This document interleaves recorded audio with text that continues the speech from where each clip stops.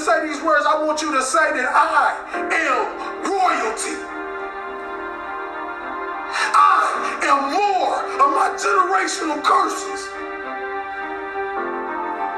I am more than my drug addict father.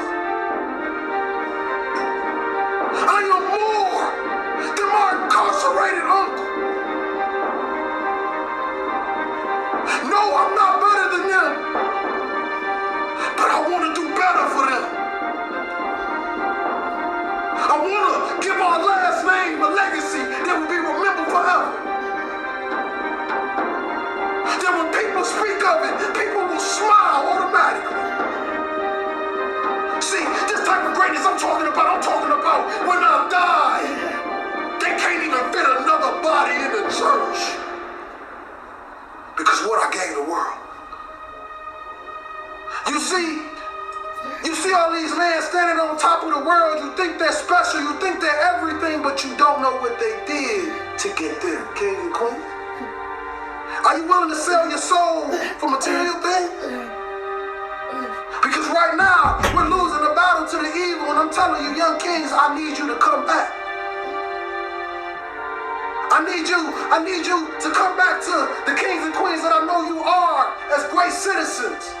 You know, young kings that walk in the room with his pants pulled up, and young queens that cover her body and only show her face because she knows she's beautiful and she loves the skin she in. You see, I want to bring us back to that. I want to eliminate the NIGGA mindset and bring the king mindset, because that's what we were born of. Royalty. You see, kings and queens, life is like one man standing on one single street. And the Creator says, stay in your lane. If you stay in this lane, you will continue to ride. But if you pay attention to all the other cars, you will crash. What do I mean? I mean, don't pay attention to the next man. Pay attention to the best man. See, the best man is whoever you believe he is, because the mind has power. Your mouth and your words have power. I became a speaker by walking into a school after having suicidal thoughts, ready to blow my brains out. I wanted to give some children something that they can take forever, something that can last forever, something that can push them to the next level, and then I wanted to die. But God did a funny thing when I walked out that school in Reading, Pennsylvania. 5 minutes walking down that street, I get a phone call and they say, Mr. Hollins, how much do you charge to speak? And that was the day my career started. Since then, I have done nothing but speak.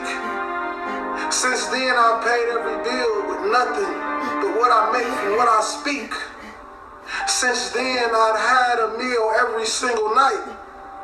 Since then, I've met beautiful, kind people that help me go to the next level.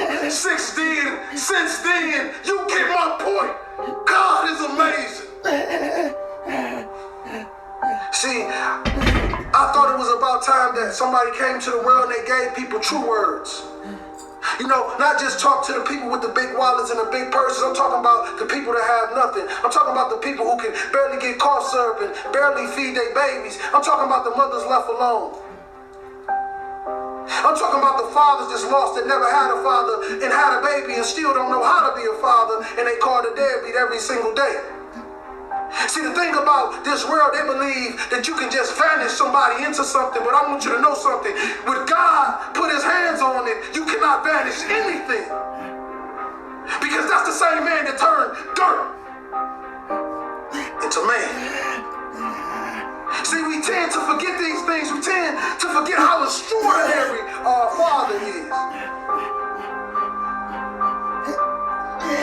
See, you got powers and we like him. You got to awaken that power. You got to bring it to life, and you got to show the world that this is real.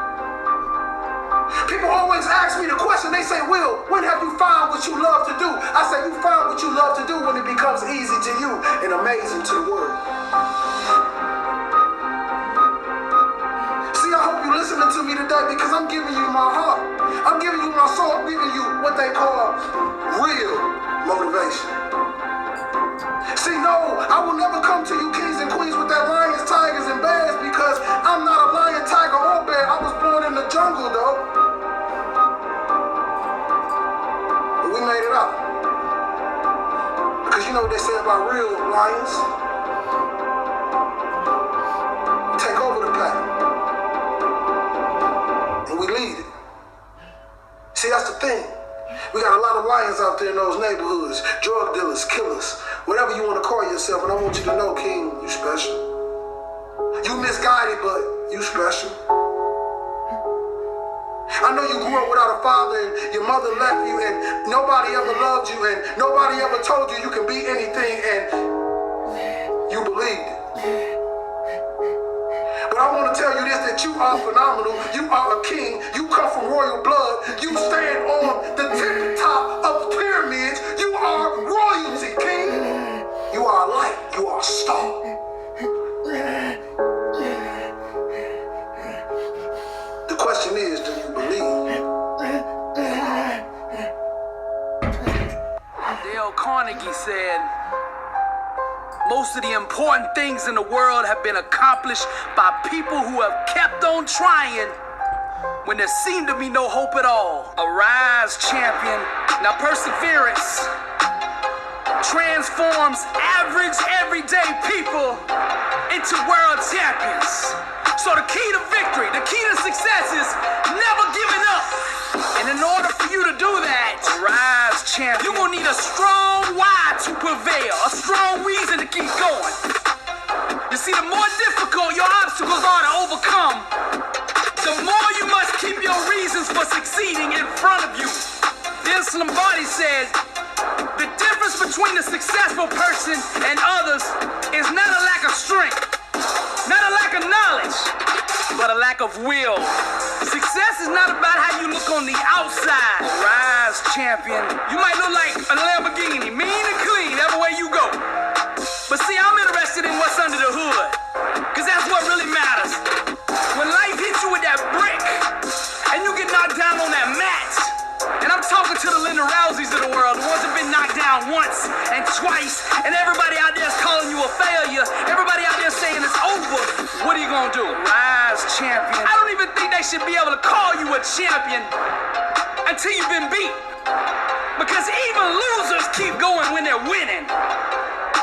But when you get hit with that brick and you own that mat on your back, rise, champion. Then we separate the cream from the crop. Only when you're down 25 points on the biggest stage like Tom Brady, and you come back, can we call you the greatest of all time? Abraham Lincoln said, I am not concerned that you have fallen. I am concerned that you arise. Champions make adjustments, not excuses. Get up! The ground, the mat, being on your back is no place for a champion. Get up! Rise, champion. Now you at that crossroads. The decision you make now will ultimately define your legacy. I'm speaking to the Tiger Woods of the world.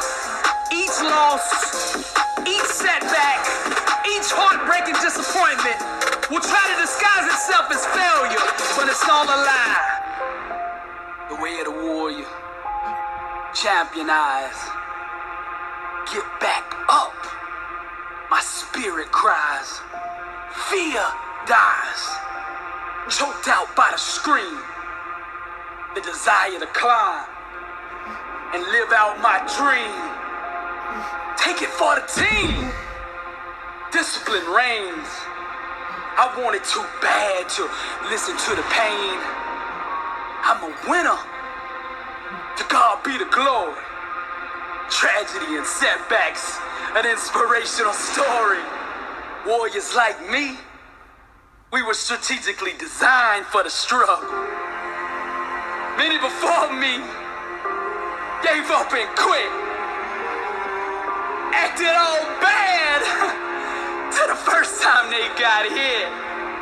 But see, blood don't scare me.